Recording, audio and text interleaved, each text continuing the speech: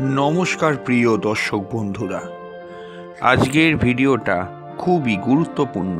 আপনি কি লক্ষ্য করেছেন, যতই পরিশ্রম করেন টাকা যেন হাতে থাকে না?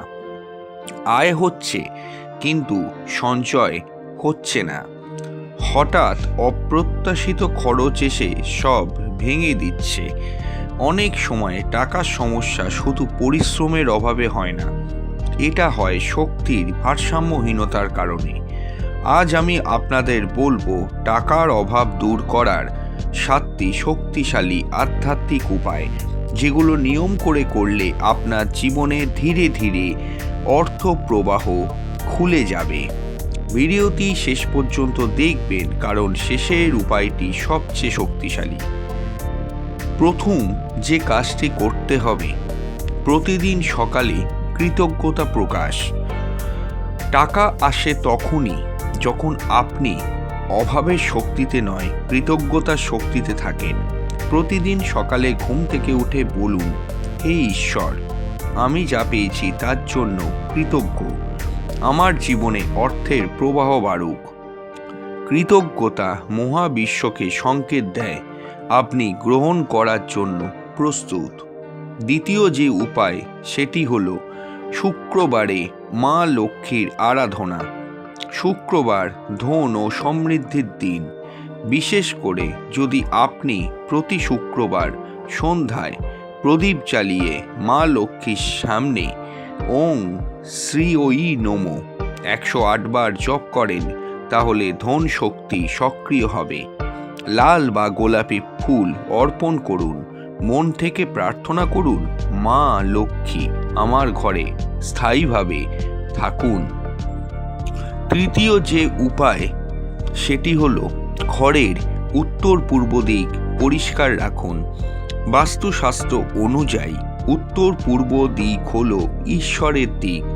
এই জায়গায় যদি অগোছালো জিনিস থাকে, তাহলে অর্থ প্রবাহ আটকে যাবে।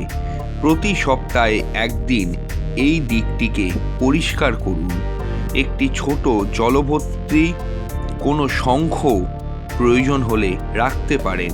জল মানে প্রবাহ, অর্থ মানে প্রবাহের শক্তি।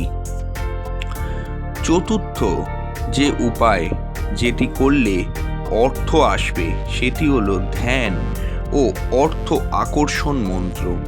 প্রতিদিন 10 মিনিট চোখ বন্ধ করে কল্পনা করুন আপনার জীবনে অর্থ প্রবাহিত হচ্ছে। এরপর জপ করুন ওং হ্রিং শ্রিং ক্লিং মহালক্ষ্মী নমঃ। এই মন্ত্রটি মা লক্ষ্মীর মহাশক্তিকে আহ্বান করে। আপনি চাইলে 21 দিন একটানা করতে পারেন। 21 দিন পর নিজেই পরিবর্তন অনুভব করতে পারবেন। পঞ্চম হলো দান করার অভ্যাস। অদ্ভুত শোনালেও টাকা পেতে চাইলে আগে দিতে শিখুন। প্রতি মাসে সামান্য হলেও দান করুন। এটি মহাবিশ্বকে জানায় আপনি প্রাচুর্যের চক্রে আছেন।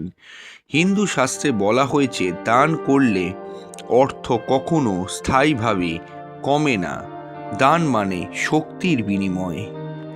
ষষ্ঠ যে উপায়, সেটি হলো শনিবার শনিদেবের শান্তি স্বরূপ কোনো পূজা করুন অথবা কোনো মন্ত্র জপ করুন। অনেক সময় টাকার অভাবের মূল কারণ হলো কর্মফল বা গ্রহগত বাধা।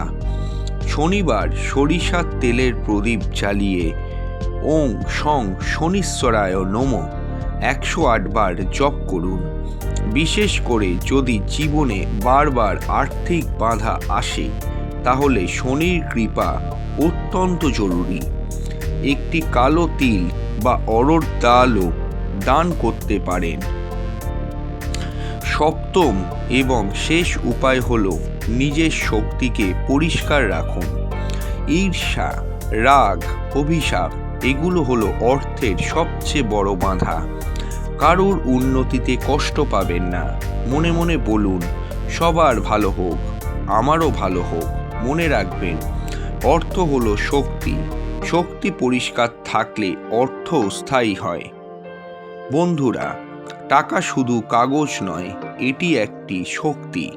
আপনি যদি নিয়ম করে এই 7টি আধ্যাত্মিক উপায় অনুসরণ করেন তাহলে ধীরে ধীরে আপনার জীবনে পরিবর্তন আসবেই। কিন্তু মনে রাখবেন, শুধু উপায় জানলেই হবে না, নিয়মিত করতে হবে। যদি ভিডিওটি ভালো লাগে লাইক করুন, শেয়ার করুন আর কমেন্টে লিখে জানান আমি সমৃদ্ধির পথে আছি। পরবর্তী ভিডিওতে আমরা কখনো আলোচনা করব কোন গ্রহদোষে কোন কর্মফলে কখনো অর্থ আপনার জীবনে স্থায়ী হচ্ছে না। নতুন হলে চ্যানেলটি সাবস্ক্রাইব করবেন, অল নোটিফিকেশন বেলটি কিন্তু অন করে যাবেন এই জাতীয় ভিডিও পাওয়ার জন্য। নমস্কার।